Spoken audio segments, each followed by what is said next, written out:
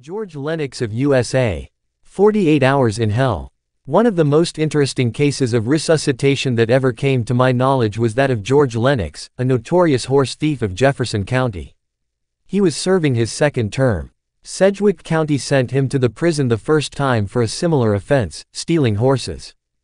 During the winter of 1887 and 1888, he worked in the coal mines. The place where he was laboring seemed dangerous to him. He reported the fact to the officer in charge, who made an examination, and deciding that the room was safe, ordered Lennox back to his work. The convict, obeying, had not continued his work more than an hour when the roof fell in and completely buried him. He remained in this condition fully 2 hours. Missed at dinner time, a search was instituted for the missing convict, and he was found under this heap of rubbish. Life seemed extinct. He was taken to the top, and on examination by the prison physician, was pronounced dead. His remains were carried to the hospital where he was washed and dressed, preparatory for interment.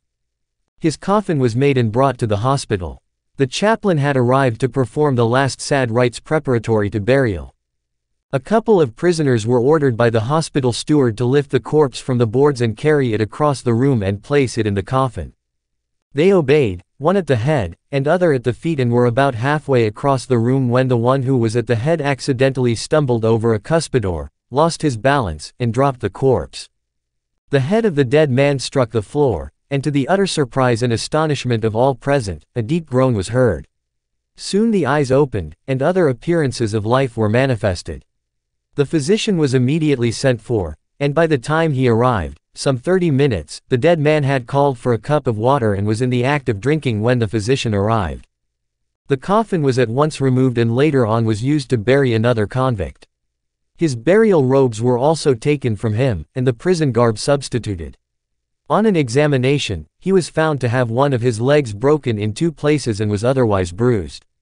He remained in the hospital some 6 months and again went to work. I learned of his peculiar experience while apparently, he was dead soon after, from a fellow miner. Prompted by curiosity, I longed for an acquaintance with Lennox to get his experience from his own lips. This opportunity was not offered for several months. At last, it came. After being removed from the mines, I was detailed to one of the prison offices to make out some annual reports.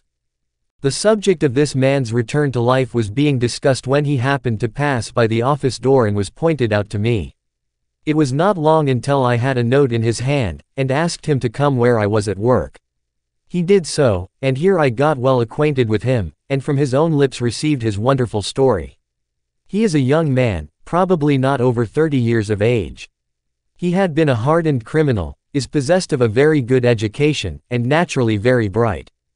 The most wonderful part of his story was that during the time he was dead. Being a shorthand reporter, I took his story from dictation. Said he, I had a presentiment all the morning that something terrible was going to happen.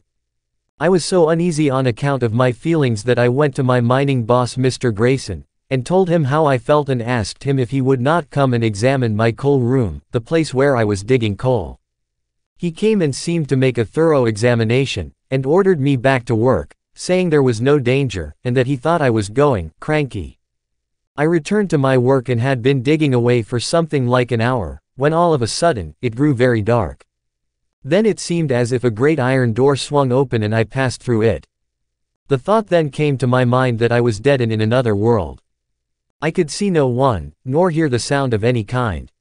From some cause unknown to myself, I started to move away from the doorway and had traveled some distance when I came to the banks of a broad river.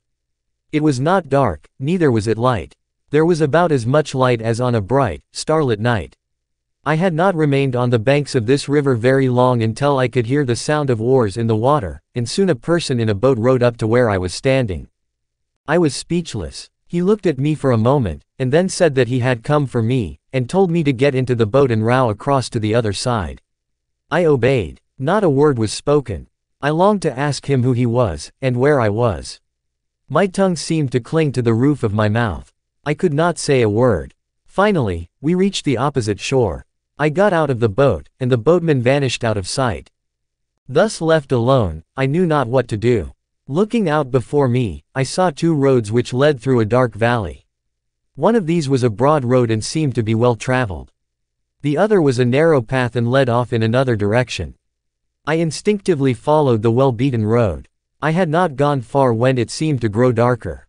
Ever and anon, however, a light would flash up from the distance, and in this manner, I was lighted on my journey. Presently I was met by a being that is utterly impossible for me to describe. I can only give you a faint idea of his dreadful appearance.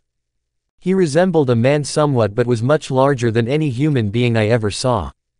He must have been at least 10 feet high. He had great wings on his back. He was black as the coal I had been digging, and in a perfectly nude condition. He had a spear in his hand, the handle of which must have been fully 15 feet in length. His eyes shone like balls of fire.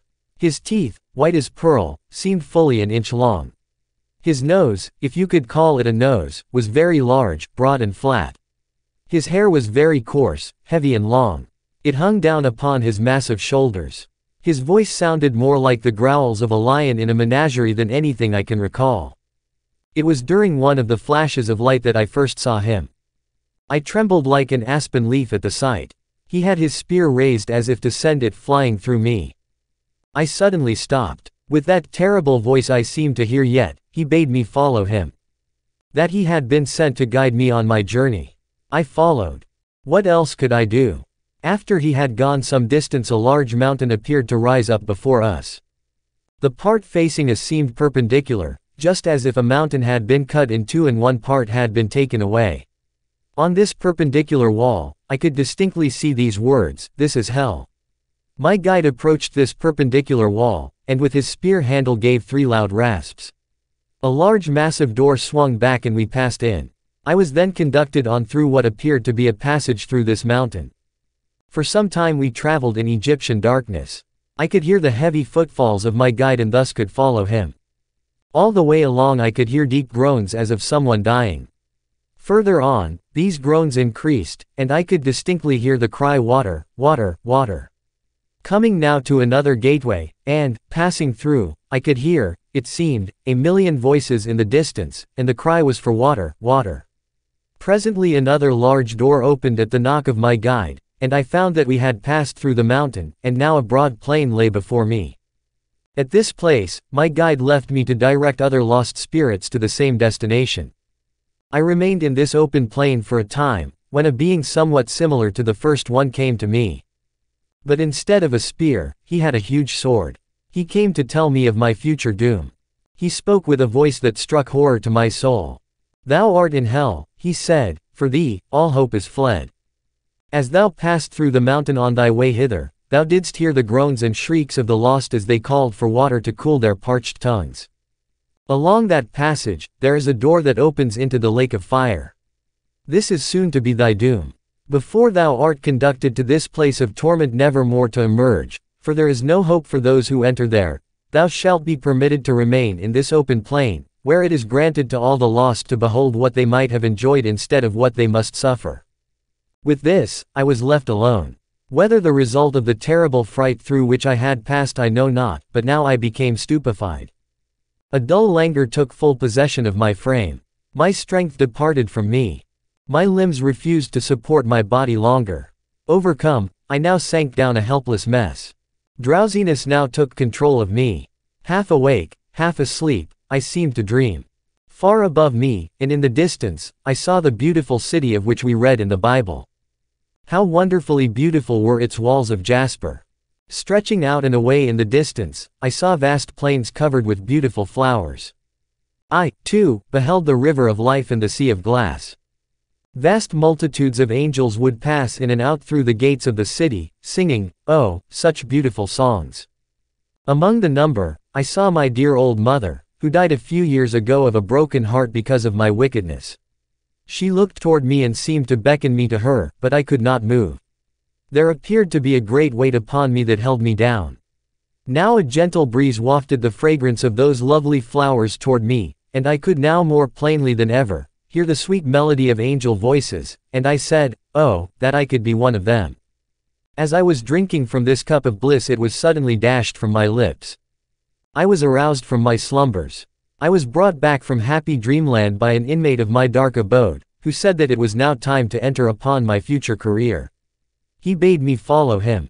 Retracing my steps, I again entered the dark passageway, and followed my guide for a time, when we came to a door that opened in the side of the passage, and going along this, we finally found ourselves passing through another door, and lo!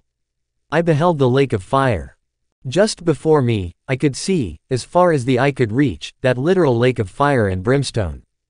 Huge billows of fire would roll over each other, and great waves of fiery flame would dash against each other and leap high in the air like the waves of the sea during a violent storm. On the crest of the waves I could see human beings rise, but soon to be carried down again to the lowest depths of this awful lake of fire. When borne on the crest of these awful billows, for a time their curses against a just God would be appalling, and their pitiful cries for water would be heart-rending. This vast region of fire echoed and re-echoed with the wails of these lost spirits. Presently I turned my eyes to the door through which I had a few moments before entered, and I read these awful words: "This is thy doom, eternity never ends." Shortly I began to feel the earth give way under my feet, and I soon found myself sinking down into the lake of fire. An indescribable thirst for water now seized upon me. And calling for water, my eyes opened in the hospital prison. I have never told this experience of mine before for fear the prison officials would get hold of it, think me insane and lock me in the crack house. I passed through all of this, and I am as well satisfied as I am that I live, that there is a heaven and there is a hell, and a regular old-fashioned hell, the kind the Bible tells about. But there is one thing certain: I am never going to that place anymore. As soon as I opened my eyes in the hospital and found that I was alive and on earth once more, I immediately gave my heart to God, and I am going to live and die a Christian. While the terrible sights of hell can never be banished from my memory, neither can the beautiful things of heaven I saw, I am going to meet my dear old mother after a while. To be permitted to sit down on the banks of that beautiful river, to wander with those angels across the plains, through the vales and over the hills carpeted with fragrant flowers, the beauty of which far surpasses anything that mortal can imagine. To listen to the songs of the saved, all this will more than compensate me for living the life of a Christian here on earth, even if I have to forego many sensual pleasures in which I indulged before coming to the prison. I have abandoned my companions in crime, and am going to associate with good people when I am once more a free man. We give this account to the reader just as we received it from Lennox. It is one of the most wonderful experiences it has ever been our lot to read. May God bless this message from Mr. Lennox to the awakening of many lost souls. Oh, how can men doubt the existence of a real, literal burning hell? Tell me, how can they, when we have the word and remarkable revelations such as the above from time to time? Men and women, stop. Face about. Get a real Bible experience of heartfelt salvation, lest you experience the reality of not only 48 hours but an eternity in hell.